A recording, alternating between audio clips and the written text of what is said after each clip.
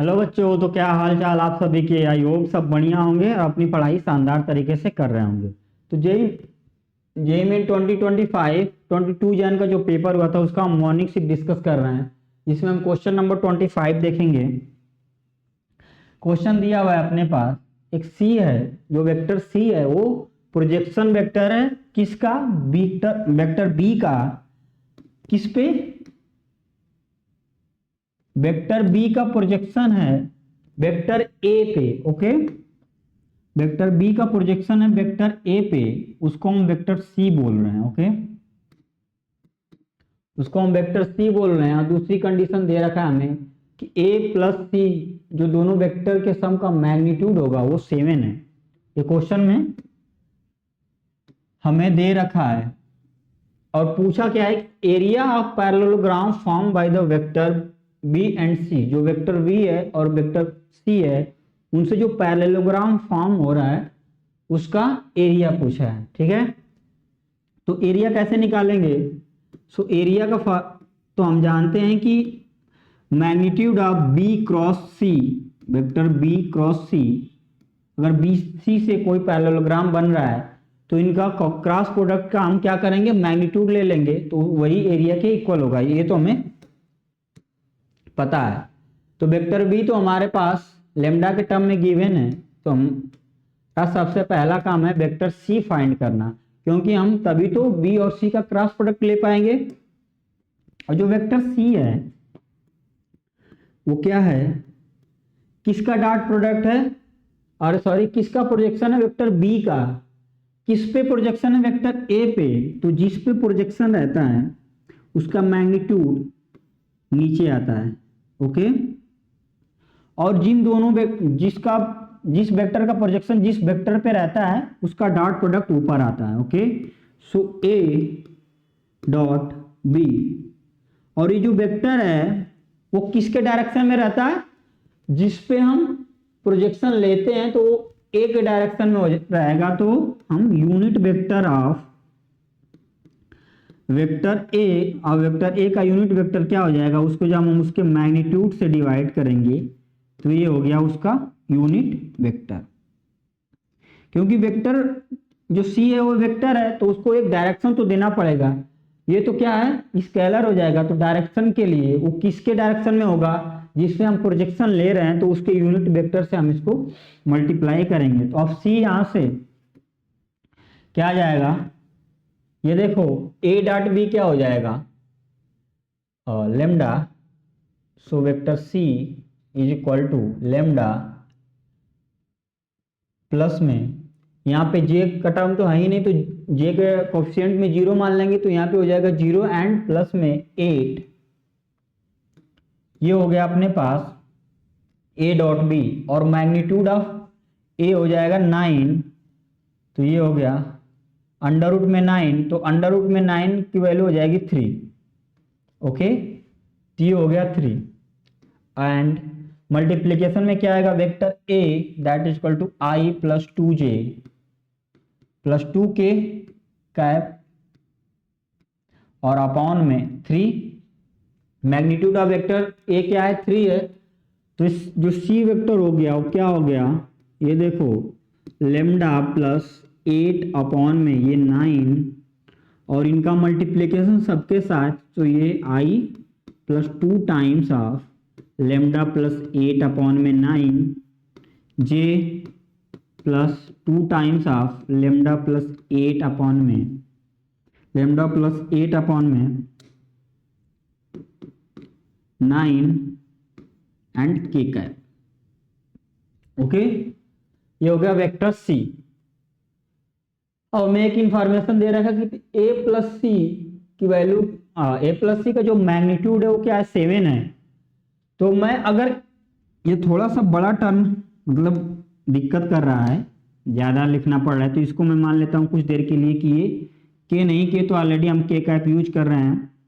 क्या मान लो, मैं इसको पी कहीं पे यूज तो नहीं कर रहे हैं, पी मान लेता हूँ। ओके, सो सी वेक्टर क्या हो गया, P I plus 2p J and 2p के।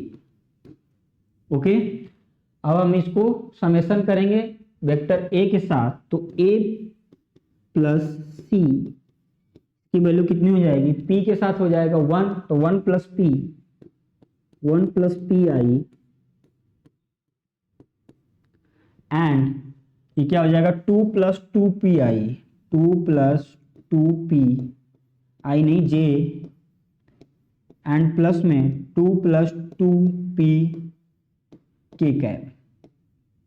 ओके, अब इनका हमें क्या लेना है, मैग्नीट्यूड, उसको 7 के इक्वल करेंगे तो p की वैल्यू आ जाएगी।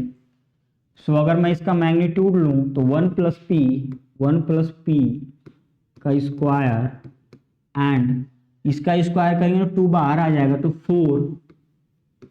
1 प्लस पी का स्क्वायर एंड प्लस में 1 प्लस पी का स्क्वायर, और इनका अंडर रूट किसके बराबर 7 के, तो उसका हम क्या करता हूं, स्क्वायर कर देता हूं, तो यहाँ पे हो जाएगा 49।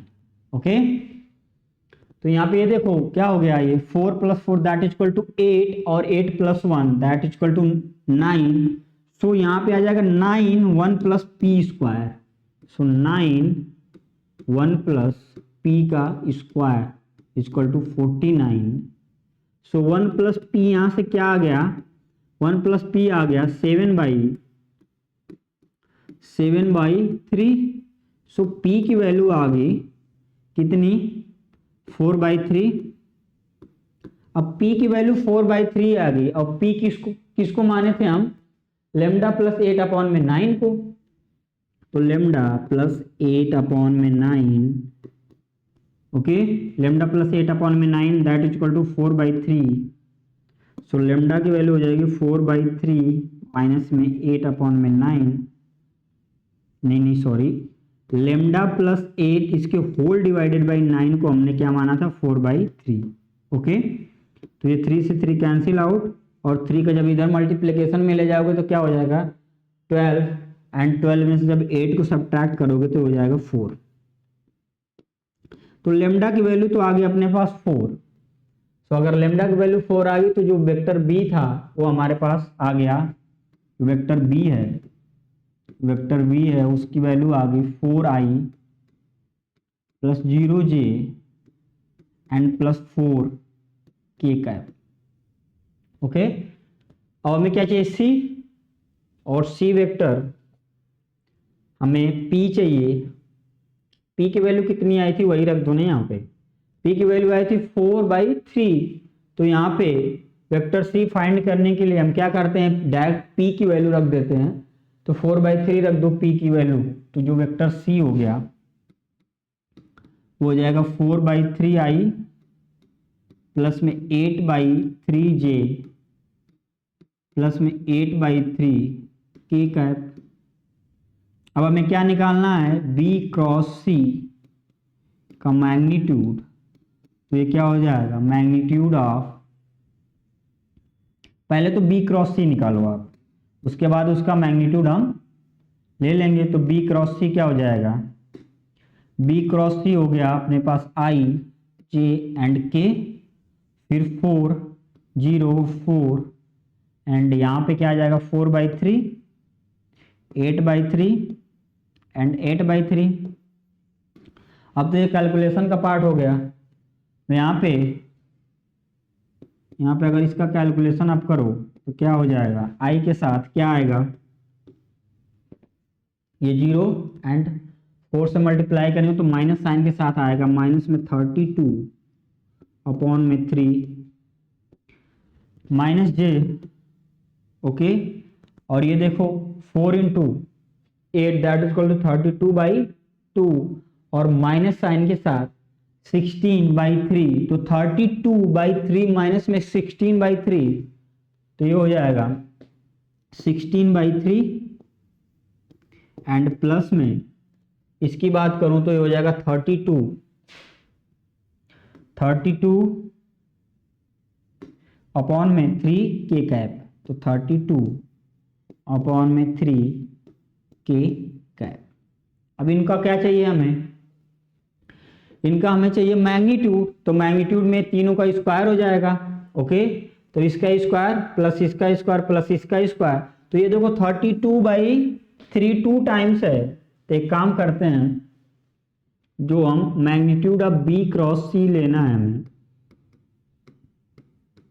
उसमें अंडर रूट में क्या आएगा, अंडर रूट में पहले तो आ जाएगा 32/3 का स्क्वायर 2 टाइम्स 32 अपॉन में 3 का स्क्वायर प्लस में 16/3 का स्क्वायर। ओके, अब एक काम करो, 16/3 कॉमन ले लो, 16/3 का स्क्वायर ही कॉमन ले लो पूरा। तो यहाँ पे 16 इंटू 2 बचेगा, तो 16/3 का स्क्वायर जब कॉमन लोगे तो बाहर जब आएगा तो 16/3 आएगा, और यहाँ पे क्या बच जाएगा एक बार देखो, 2 तो है ही, इंटू यहाँ पे 2 बचेगा, 2 का square that is equal to 4, और यहाँ से 1, तो ये होगा 16/3 और अगर 9 का अंडर रूट हो जाएगा 3। तो फाइनली जो अपने पास एरिया, जो पैरेललोग्राम बना था बी एंड सी से, जो उसका एरिया क्या आ गया, बी क्रॉस सी का मैग्नीट्यूड, इसकी वैल्यू होगी 16 स्क्वायर यूनिट। ओके, तो इसका जो एरिया आ गया बच्चों क्या आ गया, 16। तो अपना जो बी एंड सी वेक्टर था, वो जो पैरेललोग्राम बना रहा है, तो उसका एरिया आया वो आ गया 16। ओके, तो एक बार क्विक रीजन करा देते हैं कि क्या क्या दिया हुआ था, क्या किए हैं हम। ओके, पहले तो जो वेक्टर सी था वो बोल रहा है कि जो वेक्टर सी है वो इस वेक्टर बी का इस वेक्टर ए पे हम प्रोजेक्शन ले रहे हैं, तो उसको हम वेक्टर सी बोल रहे हैं। ओके, और दूसरी कंडीशन ये दे रखी है कि ए प्लस सी का जो मैग्नीट्यूड है वो 7 के इक्वल है। तो हमने ये देखा कि किसी भी एक वेक्टर का किसी दूसरे वेक्टर पे हम जब प्रोजेक्शन लेते हैं तो उसकी वैल्यू कुछ इस टाइप होती है। तो ये तो उसका हो गया मैग्नीट्यूड।